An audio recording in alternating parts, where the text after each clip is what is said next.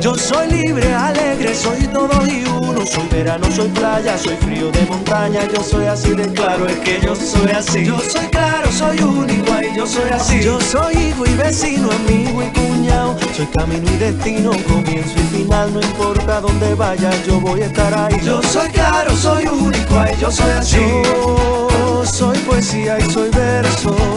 Soy libre como el viento que llega a todas partes. Ay, soy señal de esperanza que nace en la mañana y con el día crece. Yo soy claro, soy único, yo soy así. Yo soy claro, soy único, yo soy así. Yo soy claro. Bueno, hola a todos y a todas, bienvenidos a la clase 5 de Didáctica de la Lengua, este nuevo encuentro virtual. En primer lugar, quiero empezar pidiendo disculpas porque no pudimos llevar a cabo la clase por videollamada la semana pasada y es todo mi culpa. Tuve unos inconvenientes y lamento mucho que la vorágine no haberles avisado. Sé que muchos y muchas dejaron muchas cosas de lado para estar conectados, para juntarse con sus compañeros y sus compañeras y conmigo, y yo estuve muy desconsiderada y no les avisé. Quiero empezar pidiéndoles disculpas y pedirles que me den una nueva oportunidad y que el miércoles que viene nos juntemos, ahora sí por videollamada, y hagamos nuestra clase virtual número 6. Dicho esto, bueno, bienvenidos a la clase virtual número 5. Bueno, pensándonos como futuras y futuros formadores. Cada vez que nosotros empezamos una clase, tenemos que retomar de alguna forma lo trabajado en la clase anterior. En nuestra clase anterior nosotros trabajamos con el texto de Marín, lingüística y enseñanza de la lengua. Siempre le cambio el nombre, así que espero que no se enojen. Y en base a la lectura y el análisis que nosotros hicimos del texto de Marín, hubo que hacer una participación en el foro. Bien, ¿qué es lo que se pedía en ese foro? En ese foro se pedía que ustedes extraigan 2 definiciones del texto de Marín y las compartan con sus compañeros y sus compañeras. Como verán, yo les hice unas cuantas devoluciones y cosas a tener en cuenta. Entonces, si nosotros tenemos que empezar esta clase con una situación problemática que yo de alguna forma ya les planteé en el foro, la primera pregunta sería: ¿qué es y qué no es una definición? Esa sería la situación problemática que yo les planteo en el inicio de esta clase. Ahora bien, para poder desarmar ese interrogante, antes tenemos que repasar algunas cuestiones. Lo primero que vamos a repasar es qué tipo de texto es el de Marta Marín. En la clase anterior nosotros analizamos que en la clase 4, no en la anterior por videollamada, nosotros analizamos que a partir del título y de algunos elementos del paratexto podíamos deducir que el texto de Marín no iba a ser un texto literario, es decir, que era un texto no literario o no ficcional, ya que no tenía una función literaria. También llegamos a la conclusión de que brindaba información acerca de un tema. Así que claramente podemos decir que el texto de Marín es un texto expositivo. La exposición es un tipo de discurso cuyo objetivo es el de ofrecer un tema cualquiera al receptor de forma clara y ordenada. Esto es fundamental. Por eso el tema con el que empezamos la clase decía: yo soy claro. ¿Quién es claro? El texto expositivo. El texto expositivo debe presentar información de forma clara y ordenada. ¿Qué nos dice esta definición de Álvarez? Además de eso dice, la exposición requiere un conocimiento global de la cuestión que se pretende explicar y exige un desarrollo progresivo y articulado de las ideas que contribuyen a su manifestación. Eso de alguna forma también lo vimos la clase anterior cuando compartimos el índice, ¿sí? Fíjense que en ese índice hay un desarrollo progresivo y articulado de las ideas. No es que yo en un primer párrafo o en una primer parte de mi texto voy a explicar todos los temas. Desde ninguna manera, no puedo brindar toda la información de una. Necesito, para hacer esa clara y ordenada, ir presentando la información de a poco. Sigo. Se manifiesta fundamentalmente a través de obras de divulgación, de manuales, de textos científicos y especializados y en artículos periodísticos. A ver, ahora vamos a continuar analizando ese tema, pero fíjense que ¿por qué es tan importante aprender sobre los textos expositivos? Primero porque esos van a ser los textos que nosotros vamos a trabajar más en el aula. En el aula, desde lengua, desde matemáticas, desde naturales y desde sociales, lo más probable es que el 90% de textos que le presentemos a los chicos sean textos expositivos. Por eso es que es muy importante, volvamos a nuestro interrogante primero, saber qué es definición y qué no es definición.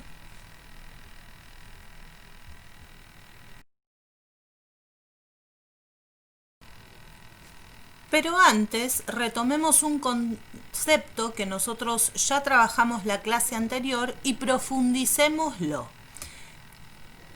El paratexto de los textos expositivos.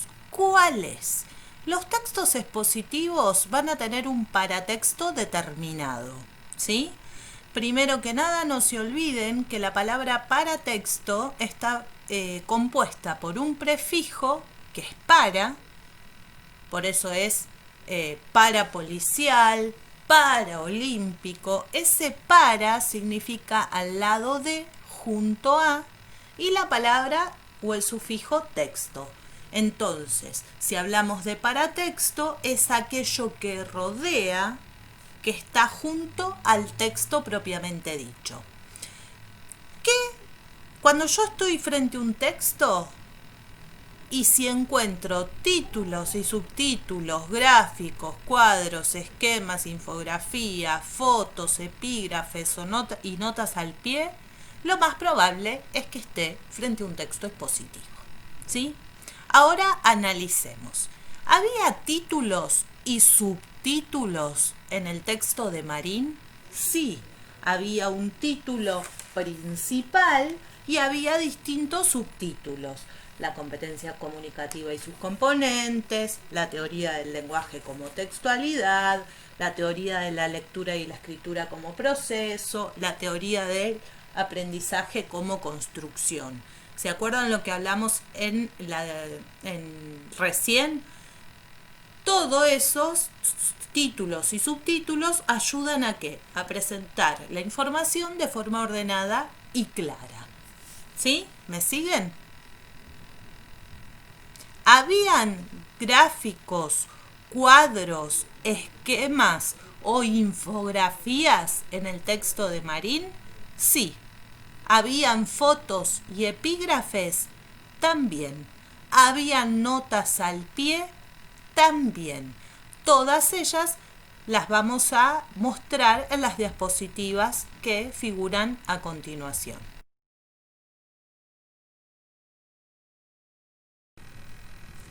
Bueno, ya profundizamos en la definición o en el concepto de lo que es un texto expositivo. Después también profundizamos en el paratexto de los textos expositivos y analizamos puntualmente en el texto de Marín. Ahora vamos a volver a una información que ya apareció en las diapositivas anteriores, que tiene que ver con la clasificación de los textos expositivos. Los textos expositivos se clasifican en dos grandes grupos, los divulgativos y los especializados. Pensemos. Yo les dije anteriormente que ustedes como maestros y maestras, cuando enseñaran ciencias naturales, ciencias sociales, lengua o matemáticas, iban a trabajar con los alumnos con textos expositivos. Ahora bien, esos textos expositivos son divulgativos. ¿Por qué son divulgativos? Porque están referidos a un público en general. Lo puede leer un niño en primaria, lo puede leer alguien en secundaria y lo puede leer mi tía si quiere informarse sobre un tema en particular. En cambio, ustedes como estudiantes de un nivel superior están estudiando con textos expositivos especializados. Piensen a su tía leyendo el libro de Marta Marín. A ver, le sería muy difícil su comprensión. ¿Por qué? Porque usa términos especializados que tienen que ver, en este caso, con la didáctica de la lengua o con la educación en general. ¿Sí? Entonces, según el tipo del público al que van dirigidos, más o menos culto, esa es una aclaración fea, pero continuemos, y de la intención que guía al autor, didáctica o no, pueden deslindarse algunas modalidades dentro del discurso de la exposición. Modalidad divulgativa, mediante la cual el autor informa lo más clara y objetivamente posible sobre un tema de interés general. Y modalidad especializada, que requiere el conocimiento de una determinada ciencia o de alguna parcela de la misma por parte del receptor. Bien, ejemplifiquemos lo anterior. Acá ustedes lo que pueden ver en la diapositiva es una hoja de un manual de ciencias naturales. Dice la evolución de los pluricelulares. A simple vista yo me puedo dar cuenta de que tiene varios elementos paratextuales de los textos expositivos. Hay un título, hay gráficos, hay fotos, hay epígrafes. Con este tipo de texto es con el que ustedes van a trabajar con los niños. Y en la diapositiva siguiente, esta la que leemos, botánica sistemática, justamente es un texto expositivo que es también de biología, pero que ya es especializado, ¿sí? No lo vamos a dar en la escuela ni es de interés general porque tiene un lenguaje que requiere una cierta preparación. Un texto expositivo puede organizar su información de distintas maneras. Una de ellas es la organización descriptiva. Se describen las características de los seres, los hechos, las cosas, los conceptos, las ideas. Otra es una organización secuencial, es decir, se narran hechos o procesos que se suceden en un orden determinado. Se ubican los hechos según su sucesión en el tiempo. Fíjense que en parte del texto de Marín hay una organización secuencial, porque se narra cómo se empezó a enseñar lengua desde un enfoque estructuralista para llegar luego a la aparición del enfoque comunicacional. También puede haber una organización comparativa, es decir, se indican las semejanzas y diferencias entre dos o más objetos, ideas, personas o hechos, comparándolas según ciertas categorías, es decir, elementos que se tienen en cuenta para confrontarlos. Esto apareció mucho en las definiciones que ustedes pusieron en el foro, que en realidad no eran definiciones. Bueno, después más adelante lo vamos a seguir deconstruyendo, pero fíjense que nos decía, enseñar desde el enfoque comunicativo no es tal cosa. ¿Qué es lo que está haciendo ahí? Está comparando información. Y organización, causa, consecuencia. Se presenta un hecho seguido por los motivos que lo han producido. Es decir, hoy enseñamos así porque antes pasó tal y tal y tal cosa. Fíjense cómo no es la información que aparece en el texto de Marín se encuentran visibles todos este tipo de organización de la información. Por eso, lo más importante cuando ustedes enseñen textos expositivos a los chicos es que no les pregunten por el contenido, porque entonces ustedes ¿qué van a estar enseñando? ¿Plantas o van a enseñar el texto? Ustedes tienen que enseñar el texto, entonces hay que leer con detenimiento, ¿sí? Y analizar todas estas cosas con los chicos. Eso es enseñar textos expositivos desde lengua. Desde lengua y pienso, desde ciencias naturales, ¿podré hacer lo mismo o no? Desde ciencias sociales, ¿deberé hacer lo mismo o no? Para que logren hacer todo eso van a tener que leer con detenimiento. Sé que están cansados, ya llevamos varios minutos de clase, así que me parece fundamental que nos vayamos al recreo. En el día de hoy les voy a dejar una perlita, espero que se rían y les doy una advertencia. Esto les va a pasar en sus clases si no practican la lectura.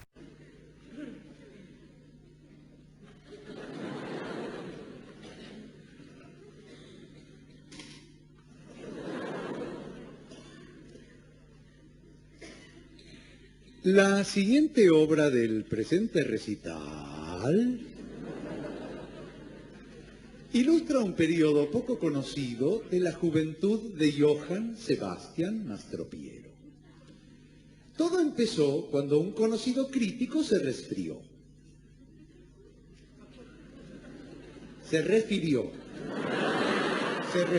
a Mastropiero. Con esto termino. Con estos términos, claro, le falta el términos, no le han puesto el arriba de la T,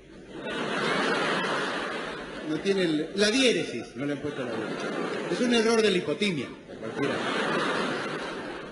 Mastropiero se ha creado fama de artista espiritual, pero come todo, pero come de todo, pero con métodos pocos. Claros, con métodos poco claros. Podríamos llegar a admirarlo siempre. ¿Y cuándo tomaremos? Siempre y cuando tomáramos en cuenta su tenaza. Su tenaza ambición. Son dos palabras. Tenaza, ambición. En los más prestigiosos foros internacionales, en los más prestigiosos foros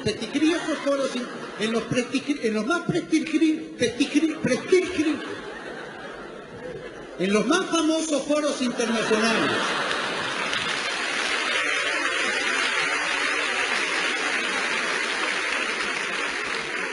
En que estuve excitado, muchas veces he citado el fracaso de su operación, el fracaso de su ópera, Sion y el judío era antes. Sion y el judío errante, que se basaba en una vieja leyenda hebrea. Una vieja leyenda hebrea. Me di cuenta enseguida. No podía ser. Siempre dije, qué dicha ópera no describe con acierto los sexos, los dos sexos, los éxodos de dicho pueblo. Y por eso Mastropiero soportó. Ha batido un huevo, soportó abatido un nuevo fracaso. Por esos días Mastropiero enfrentó grandes problemas. Chocó con la bici, las vicisitudes más adversas. ¿Qué le tocaron? Que le tocaron en suerte. Vivía acostado por las dudas, vivía acosado por las deudas. Por esos tiempos conoció a los condes de Freistadt y cuando ya no podía más acudió a la condesa. que era la persona. Y doña, que era la persona idónea. La condesa se apiadó de él y le acostó un viejo. Y le costeó un viaje a Nueva York. Allí Mastro Piero compuso la pieza que escucharemos a continuación, su célebre Lazy Daisy. Aquí termina la anécdota, pero él te mató. Da vía, da. ¡Pará! Más. Pero el tema todavía da para más. Esto es, todo, esto es, todo esto, esto es, todo esto, ¿qué es esto? Esto es toso, ese soto es eso, ese seso es soto, todo soso, ese té, ¿es de totó o se decretó todo teté?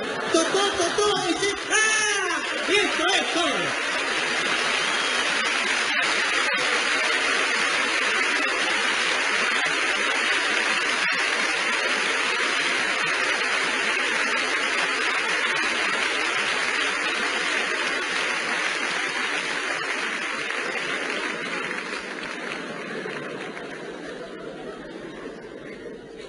Mais tonnerre de Dieu, c'est la soupie, Daniel. Qu'est-ce qui se passe? C'est que vous pouvez emmerder votre texte. Avant-garde.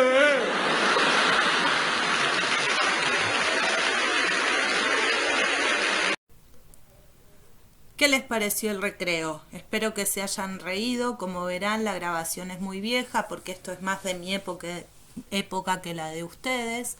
El grupo es Le Luthier, es un grupo humorístico. Y bueno, y me pareció que era una buena forma de pasar este recreo, reírnos un rato y relajar y predisponernos para seguir aprendiendo. Llegamos al núcleo de nuestra clase. Como podrán ver, aparece la palabra definición en esa diapositiva, pero no es la única. Y acá es donde vamos a empezar a revelar las intervenciones y mis devoluciones de los foros. ¿Por qué ustedes tan confiados subieron sus aportes diciendo que eran definiciones y yo les pinchaba el globo y les decía, hasta ahí llega la definición? ¿Eso es una definición? ¿Eso no es una definición? Bien, todos los textos tienen una serie de recursos. Los recursos de los textos expositivos, es decir, los que vamos a encontrar en los textos, van a ser la definición, la paráfrasis o reformulación, la ejemplificación y la comparación o analogía. ¿Pueden haber otros? Sí, tranquilamente, como el de causa-consecuencia que nombramos anteriormente, pero nos vamos a centrar en estos que son los principales. La definición expresa los significados de vocablos o expresiones que los lectores puedan desconocer. Expresa significados, ¿sí? La paráfrasis o reformulación consiste en decir lo mismo que en la definición con otras palabras para aclarar un término o una expresión anterior. La ejemplificación es un procedimiento que consiste en proporcionar un caso concreto para facilitar la comprensión de algún concepto abstracto o desconocido. Y la comparación o analogía establece una comparación o paralelo entre dos hechos, conceptos, situaciones para aclarar una idea. Es interesante que cuando yo enseñe a partir de un texto expositivo, por ejemplo, ustedes en sus planificaciones proponían la lectura de un texto expositivo. Por ejemplo, qué es lo que había pasado el 24 de marzo de 1976. Por ejemplo, quiénes eran las abuelas de Plaza de Mayo. Esos textos son expositivos, primero porque brindan información hacia un tema, segundo, estaban escritos en tercera persona, no eran objetivos, no aparecían opiniones, y tercero, porque seguramente tenían la mayoría de estos recursos que aparecen a continuación. Me definían, por ejemplo, que era un golpe de Estado, me lo explicaban esa definición con otra palabra, me daban un ejemplo, de las libertades que se perdían y me comparaban, por ejemplo, lo que sucede en la democracia y en la dictadura. Lo interesante cuando yo doy un texto expositivo con los chicos no es simplemente que ellos tengan que repetir el contenido del texto, porque para eso está Google, chicos.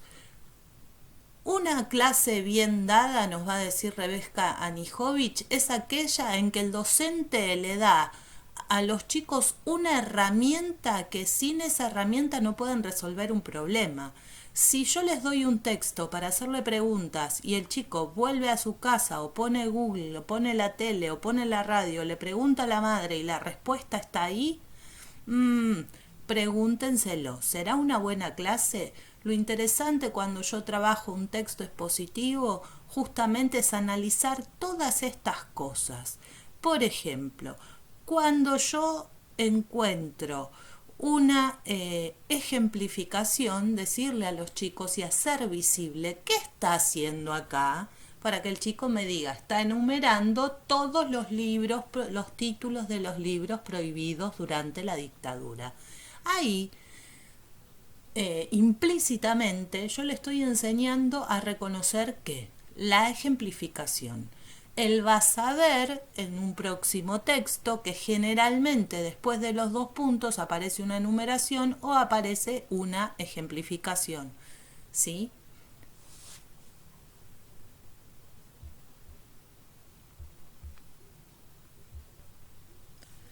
Ahora analicemos con esta información nueva que tenemos las distintas intervenciones que ustedes hicieron al foro de la clase 4. Vamos a leer el primer cuadro de texto.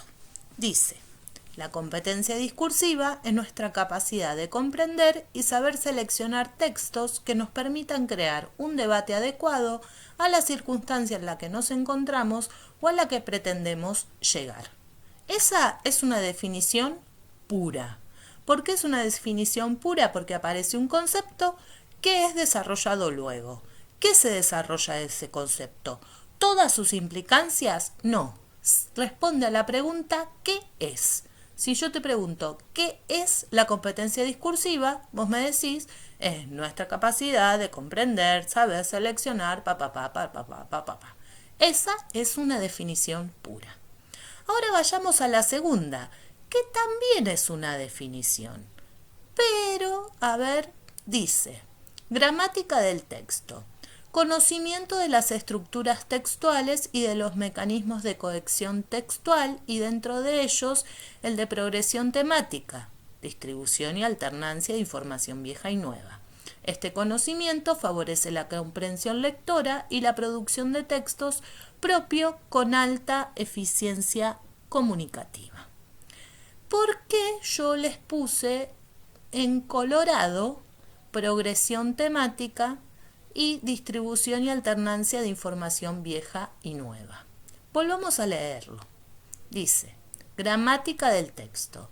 Conocimiento de las estructuras textuales y de los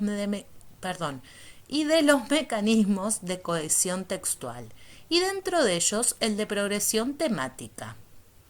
Ahí aparece paréntesis, algo que nos enseñaron a nosotros en la escuela primaria. ¿Qué aparece entre paréntesis? Una aclaración. Pregunto, distribución y alternancia de información vieja y nueva, ¿qué es? Es la definición de progresión temática. Por eso, en esta intervención conviven más de una definición. Por un lado está la definición de gramática del texto y dentro de la definición de gramática del texto aparece la definición de progresión temática. Por lo que, si yo quiero poner la definición de gramática del texto, todo eso que está entre paréntesis debe volar. ¿Sí? ¿Me entienden? No debería aparecer, porque es una información extra a la definición de gramática del texto. Ahora bien, vamos a la tercera. Acá van a definir conductismo o behaviorismo, nunca me sale. Teoría del aprendizaje. Dice, afirma que se aprende por repetición y por estímulo. Entre paréntesis, léase consigna. Respuesta. Entre paréntesis, léase resolución de consigna. Y premio o castigo, entre paréntesis, léase calificaciones o cualquier otro modo de retribuir y sancionar. Pregunto, ¿quién dice se léase consigna? Léase resolución. Lo dice la autora, ¿verdad?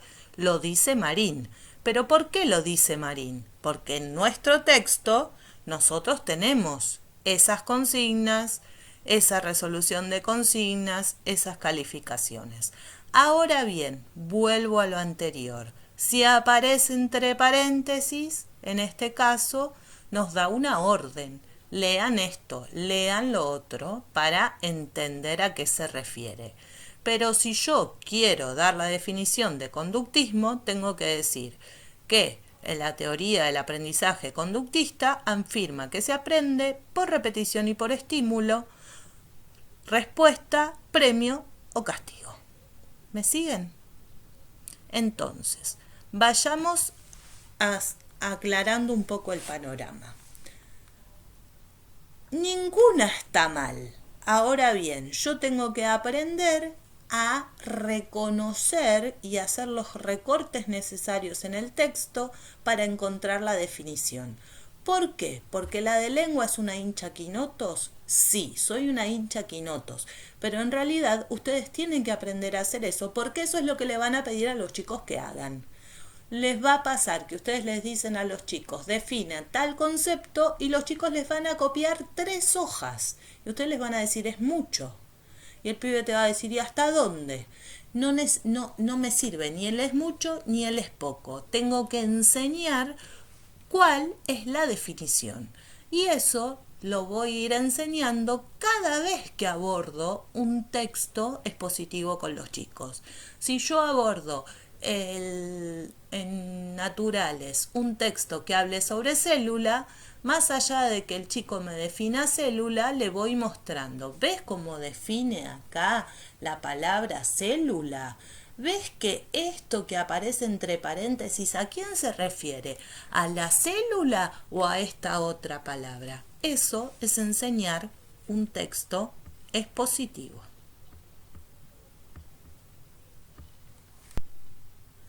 Continuemos con otras definiciones que aparecieron en los foros. Acá nos dice la compañera o el compañero en qué página podemos encontrar la definición. ¿Qué es lo que va a definir? La lengua. Entonces me dice, desde el estructuralismo, la lengua es concebida como un cuerpo de signos y reglas que constituyen una serie de recursos a los que apelan los sujetos en sus actos de habla. Es decir, es concebida como código o sistema, los cuales solo se concretan en el uso, en los discursos, en los actos de habla o en los textos que los hablantes producen. ¿Se acuerdan cuáles eran los recursos que vimos? Aparecía la definición y luego aparecía la paráfrasis o reformulación. Todo eso que aparece en rojo es una paráfrasis o una reformulación. ¿Por qué? Porque me dice con otras palabras, ¿qué cosa? La definición. ¿Me entienden? La paráfrasis o reformulación ¿de quién? De la definición. Generalmente, yo siempre lo digo, no me canso de decirlos, nosotros no estudiamos con las definiciones, sino que justamente estudiamos con las paráfrasis o reformulaciones. ¿Por qué? Porque me lo dice de una forma más fácil. Vamos a la siguiente. La siguiente definición es la de normativa. Dice, conocimiento y uso de las convenciones de la lengua, tales como, ortografía, puntuación, grafías, uso de tiempos verbales, etc. ¿Dónde termina la definición? La definición termina en lengua. Es decir, la definición de normativa es conocimiento y uso de las convenciones de la lengua. Punto. Ese tales como ¿Qué es lo que está haciendo? ¿Me da lo mismo si yo lo cambiara ese tales como por un por ejemplo? ¿Es lo mismo? Sí. Me dice cuáles son las convenciones de la lengua. Por ejemplo, ortografía, puntuación, grafías, uso de los tiempos verbales, etc. Esa es una ejemplificación. Generalmente, ¿se acuerdan lo que les dije hace un ratito? Si me aparecen 2 puntos y después una enumeración, seguramente esa enumeración va a ser parte de una ejemplificación. Como si yo les dijera, me gustan, 2 puntos, tus ojos, coma, tus labios carnosos, coma, tu pelo largo. Ahí, ese 2 puntos equivale a un por ejemplo. Y lo mismo va a aparecer en la última, pero es más clara. Fíjense lo que dice. La competencia lingüística consiste en la capacidad de formular enunciados sintáctica y léxicamente adecuados, de modo que puedan ser comprendidos. Ahí finaliza la definición. Porque después, ¿qué dice? Por ejemplo, esta planta se está marchitando y no marchitando, planta se está. ¿Me entienden? Entonces, para ir cerrando un poquito el tema, fíjense que este es el núcleo de nuestra clase, el desarrollo. Son 10 minutos, ustedes no lo ven, yo sí porque estoy armando el video. Son 10 minutos de explicación que van a ser los que sustenten todo lo demás. Pero a ver, para llegar a estos 10 minutos de explicación, ¿qué hicimos? Recuperamos los previos, pusimos una situación problemática, volvimos a recuperar los previos, los cuales profundizamos con nuevos conocimientos o complejizamos con nuevos conocimientos para llegar a este punto en el que de alguna forma damos respuesta al interrogante inicial. Es decir, que si estamos en el desarrollo de nuestra clase, ¿a dónde nos vamos acercando? Nos vamos acercando al cierre. Bien, como ustedes ya sabrán, la centralidad de su formación siempre va a ser la práctica. Es decir, nosotros, como por ejemplo mi materia, que es didáctica de la lengua, que es una materia del campo de las específicas, trabaja ¿para qué? Para el espacio de práctica, ¿sí? Bien, ¿qué es lo que me interesa? Que retomemos el segundo párrafo. Lo que están viendo es el diseño curricular de formación docente de nivel primario de la provincia de Neuquén, es decir, el texto que nuclea cómo tenemos que trabajar. Acá se refiere al espacio de práctica 2 y en el segundo párrafo dice, en el terreno áulico el desafío es intentar comprender prácticas ajenas, las de los docentes que solidariamente permiten compartir su espacio, que se desenvuelven en contextos específicos para construir conocimientos sobre las mismas. Desde este lugar se hace absolutamente necesario el respeto por el trabajo y la palabra del otro y ¿qué? Y la rigurosidad metodológica a la hora de interpretar y enlazar la teoría con la práctica. Vuelvo otra vez.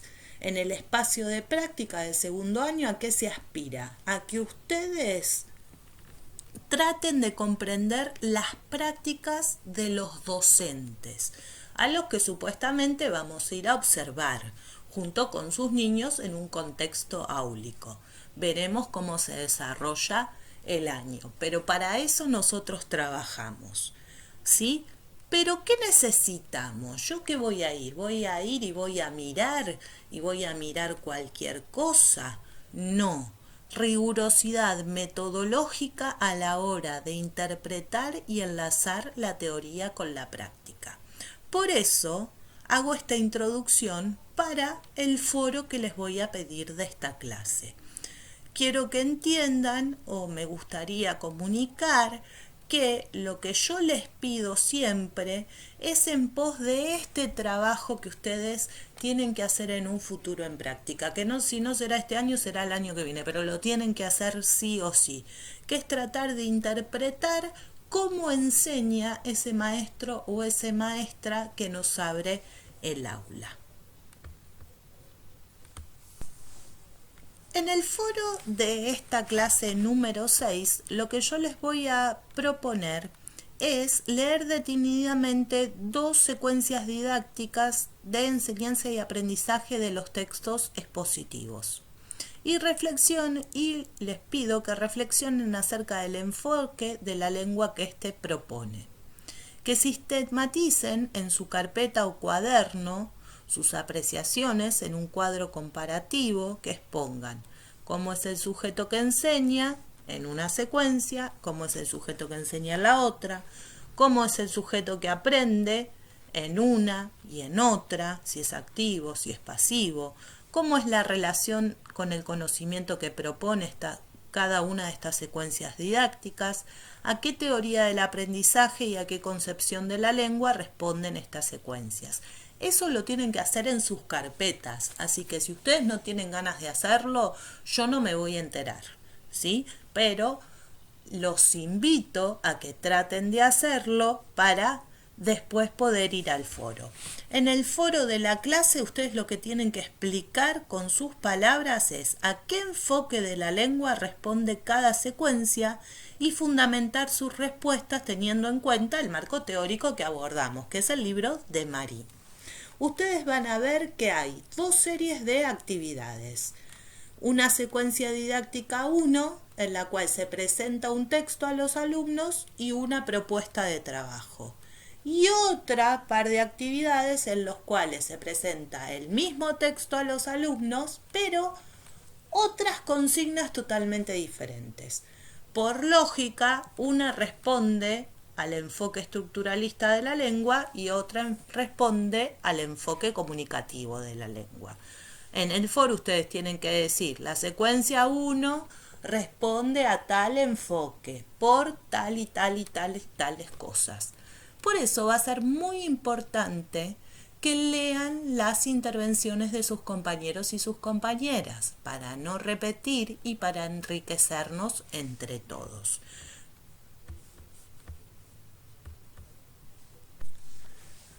Bueno, vamos llegando al final y ustedes saben que en el cierre de la clase lo único que se hace no es dar consignas de trabajo, sino que se recupera lo visto en la clase para fijar conocimientos, ver qué es lo que tiene que repasarse nuevamente, qué es lo que se entendió y qué es lo que no se entendió.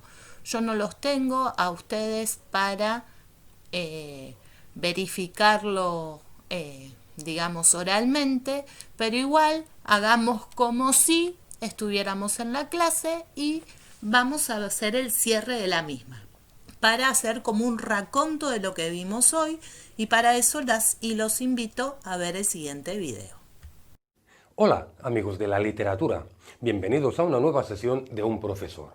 Yo soy Óscar y hoy voy a hablar de lo que es un texto expositivo.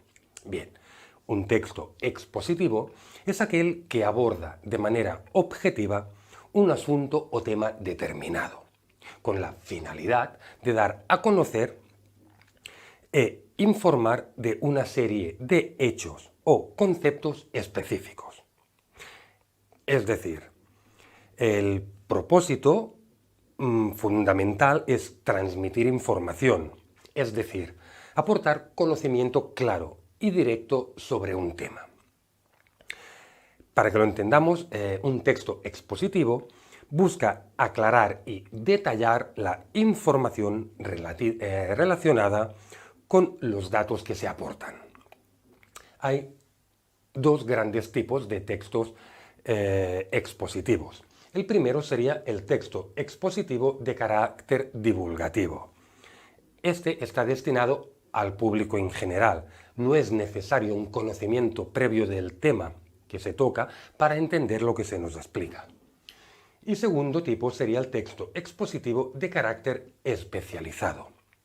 Aquí sí que este tipo de textos están destinados a los especialistas en algún tema que ya poseen un conocimiento previo sobre dicho tema, con lo cual el texto expositivo puede ir un paso más allá, pues ya hay un conocimiento previo. Pasemos ahora a la estructura de un texto expositivo. Primero nos encontramos con la introducción. Aquí se nos explica qué tema se abordará qué enfoque se usará y cuáles son los puntos de mayor interés. La segunda parte sería el desarrollo. Aquí nos encontramos con la exposición detallada y clara de toda la información disponible sobre el tema que estamos tratando. Y para finalizar, la conclusión.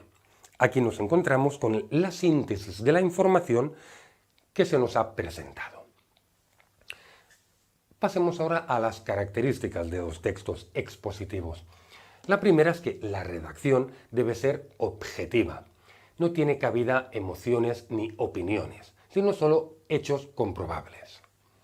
Segunda característica es que los textos expositivos deben estar escritos en tercera persona. La tercera característica es que hay que usar en los textos expositivos un lenguaje claro y preciso. Cuarto, los textos expositivos usan recursos lingüísticos como pueden ser los conectores, comparaciones, enumeraciones, etcétera, etcétera. Como decía antes, otra característica principal y primordial de un texto expositivo es que no puede contener emociones o opiniones del autor, sino, como decía antes, hechos comprobables. Y para finalizar, puede mezclar otros tipos de textos, como podrían ser el texto narrativo, el texto explicativo, para dar mayor empaque a lo que se está intentando exponer.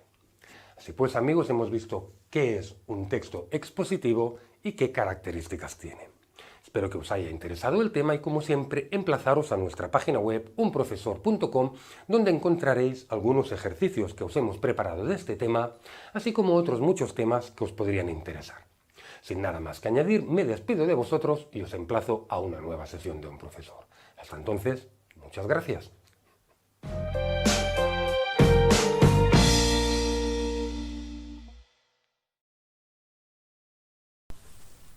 Bueno, espero que les haya gustado la clase, que también les haya gustado el cierre y los espero y las espero en el foro primeramente y la semana que viene en el horario de clase por videollamada.